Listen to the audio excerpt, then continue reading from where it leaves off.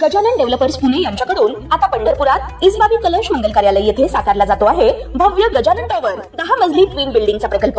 मजबूत RCC frame रचना, पायांसाठी वायू प्रतिबंधक उपाययोजना, आयएस मानकानुसार भूकंप प्रतिरोधक आरसीसी रचना असलेल्या गजानन टॉवर मध्ये उपलब्ध आहेत अत्याधुनिक सुविधांनी युक्त 1022 स्क्वेअर फुटाचे 2 बीएचके फ्लॅट्स, सुशोभित प्रवेश कक्ष, सामायिक क्षेत्रासाठी अत्याधुनिक सुरक्षा यंत्रणा, लिफ्ट आणि सामायिक क्षेत्रांसाठी वीज बॅकअपची सुविधा, स्वतंत्र अग्निशमन यंत्रणा, 2 मजली पुरेशी पार्किंग व्यवस्था, प्रत्येक कार पार्किंगच्या ठिकाणी स्वतंत्र ईव्ही चार्जिंगची सोय, सोलर वॉटर यंत्रणा, प्रत्येक सदनिकेसाठी इन्व्हर्टरची सोय।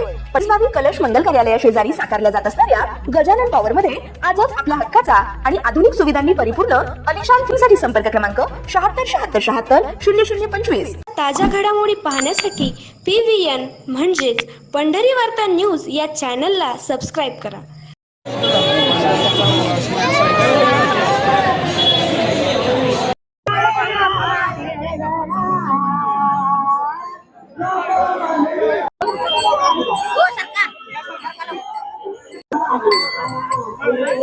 आषाढी सोहळ्यासाठी राज्यभरातून सर्व संतांचे पालखी सोहळे पंढरपूरमध्ये येत असतात। मात्र याला अपवाद असतो तो संत सावता माळी यांचा। आपल्या काळ्या आईला विठ्ठल मानून भक्ती करणारे संत सावता महाराज कधीच पंढरपूरला येत नसत। त्यामुळेच आपल्या या लाडक्या भक्ताच्या भेटीला स्वतः देव जात असत, अशी मान्यता वारकरी संप्रदायात आहे। परंपरेनुसार आज विठुरायाच्या पादुका शेकडो वारकऱ्यांसमवेत अरणकडे निघाल्या आहेत। कांदा मुळा भाजी अवघी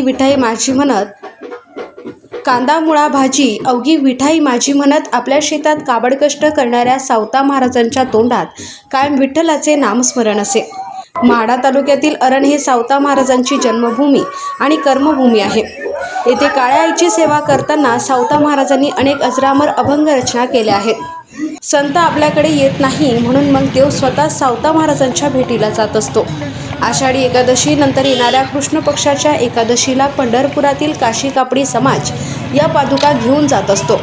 देवाच्या या पादुका शेकडो वर्षापासून या समाजाकडे असल्याने हा समाज वारकऱ्यांसमवेत देवाच्या पादुका रथात घेऊन अरणकडे जात असतो। परंपरेप्रमाणे काशी कापडी समाज आणि प्रसाद कळसे यांच्या घरातून पांडुरंगाच्या पादुकांनी अरणकडे प्रस्थान ठेवले।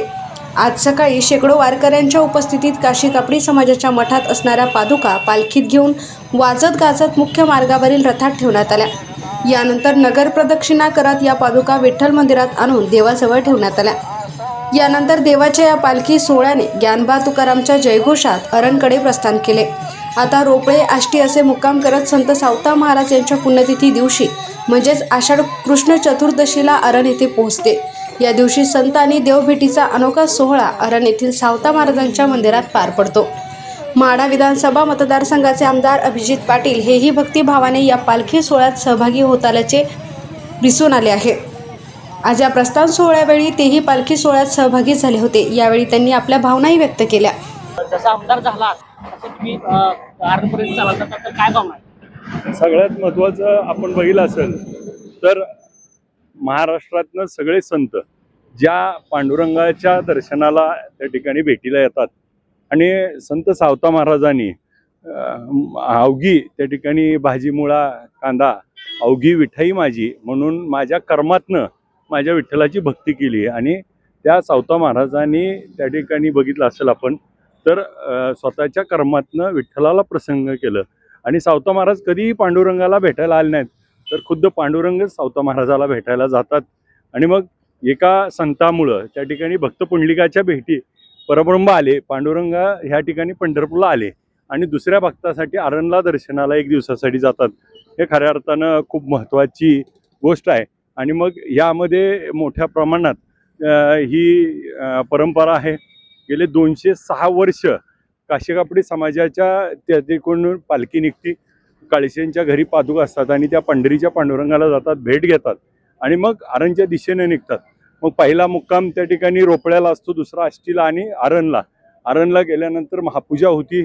महापूजा झाल्यानंतर आपण बघितलं असेल तर नारळाची हंडी होती आणि खूप मोठ्या प्रमाणात समाज त्या ठिकाणी वारकरी संप्रदाय आलेला असतो आणि देवाच्या त्या ठिकाणी भक्तीमध्ये लीन झालेला असतो। खूप सुंदर अशी घटना आहे की देव त्या ठिकाणी भक्तासाठी स्वतः त्या ठिकाणी दर्शनाला जातात। बाबा मंत्री संत्री खासदार आमदार पंढरपूरला येतात, परंतु माढा मतदारसंघ असा आहे की त्या माढा मतदारसंघामध्ये स्वतः विठ्ठल जातात। ती एवढा माढा मतदारसंघ म्हणजे पावनभूमी आहे, तर तुम्हाला काय वाटतंय आणि विठ्ठलला काय मागाल तुम्ही? खरंच ज्या मतदारसंघाने माढा मतदारसंघाने माझ्यासारख्या एका सामान्य घरातल्या तरुणाला निवडून दिलं आणि मग त्या पांडुरंगाला त्या ठिकाणी संत सावता महाराज पांडुरंग ही जुनी परंपरा आणि मग ते माझ्या देखील या निवडणुकीनंतर मला लोकप्रतिनिधी म्हणून निवडून दिलं आणि खऱ्या अर्थानं तिथला लोकप्रतिनिधी म्हणून मला देखील आज गर्व वाटतो की देव माझ्या मतदारसंघात येतात आणि सगळे संत त्या ठिकाणी आहेत. संतांचं त्या ठिकाणी माहेरघर म्हणून पंढरीचा पांडुरंग आणि संत सावता महाराजाची, त्याचबरोबर आपण बघितलं असेल तर संत कुर्मदास त्याला देखील भेटायला देव जातात. अशा त्या ठिकाणी देव जाणाऱ्या मतदारसंघातनं मला निवडून दिलंय. त्या मतदार राजाचे खूप खूप आभार आहे. त्या वारकरी संप्रदायाच्या आशीर्वादाने पंढरीच्या पांडुरंग संत महात्मामुळं मला लोकप्रतिनिधी होऊन काम करायला मिळतं, त्याचा खूप मला अभिमान आहे. विठुरायाला मी एवढं साकडं घालील की सरकारला सदबुद्धी दे आणि सरकारनं त्या ठिकाणी सगळ्याला सारखा निधी दिला पाहिजे. माझ्या मतदारसंघात जी कामं प्रलंबित आहेत, 7 गावाचा पाण्याचा प्रश्न असेल, आज आमच्या आरण देवस्थानचं अवर्ग दर्जा मिळाला आहे परंतु प्रत्यक्षात काम सुरू झालेलं नाही. त्याचबरोबर आमच्या सीनामाढा उपसा सिंचन योजनेचे अपूर्ण कामं असतील, आज उजनी पर्यटन असेल, आज अनेक त्या ठिकाणी विषय आहेत जे त्या ठिकाणी मार्गी लावण्यासाठी सरकारनं त्या ठिकाणी आम्हाला निधीची आवश्यकता आहे आणि म्हणून मी पंढरीच्या पांडुरंगाला साकडं घालीन की पांडुरंगा, आज आमचा दुष्काळी तालुका आहे, आज जिल्ह्यात त्या ठिकाणी पाऊस हा पुणे जिल्ह्यात पडल्यामुळं आज आमचं धरण भरलंय म्हणून आम्हाला कुठेतरी दिलासा आहे, परंतु प्रत्यक्षात पाऊस आमच्या शेतात पडलेला नाही. आज पिकं त्या ठिकाणी अडचणीची आहेत. तर मोठा पाऊस पडू दे आणि सगळी सुखसमृद्धी शेतकरी भरभराट होऊ दे. माढा मतदारसंघ व तमाम महाराष्ट्रातील शेतकरी सुखी होऊ दे. माझ्या मतदारसंघात जो निधी दिला जात नाही तो निधी मिळू दे आणि माझ्या मतदारसंघातील सगळे प्रश्न प्रलंबित सोडवण्यासाठी त्या ठिकाणी पंढरीचा पांडुरंग सरकारला सदबुद्धी